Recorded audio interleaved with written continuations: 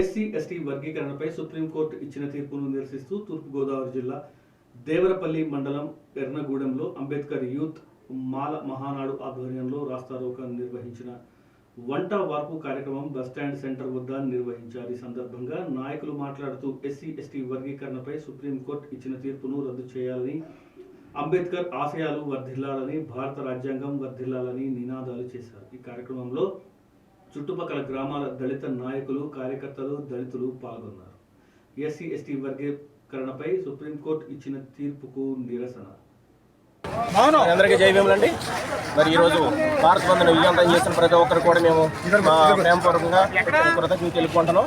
మరి ఇక భారత్ బంద్ కారణం ఏంటంటే 1వ తారీఖుని ఎవరికి తెలియకుండా ఏంటంటే ఒక ఏ దళిత సంఘాలకు కానీ ఉపకులాలకు కానీ దళిత ఉపకులాలకు కానీ ఇటువంటి ఇన్ఫర్మేషన్ లేకుండా సుప్రీంకోర్టు ఇచ్చిన తీర్పు ఈ వర్గీకరణ మీద చాలామందికి చాలా నిరాశ కలిగించింది. కొంతమందికి అది లాభదాయకం ఉండొచ్చు, కొంతమందికి అది నష్టంగా ఉండొచ్చు. కానీ ఏంటంటే మేమందరం కూడా ఐకమత్యంగా అన్నదమ్ములాగా ఉండాలని మేమందరం కోరుకుంటున్నాం.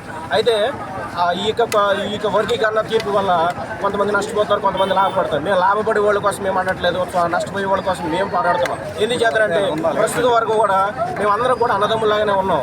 ఒకసారి తీసుకొచ్చారు వర్గీకరణ, దాన్ని రద్దు చేసిన సుప్రీంకోర్టు మళ్ళీ తీసుకొచ్చింది. అంటే దీని వెనకాల ఏ రాజకీయ శక్తులు పనిచేస్తున్నాయి ఏంటి అనేది అంత గ్రహించలేనంత అటువంటి నీచ స్థితిలో అయితే మేము లేము.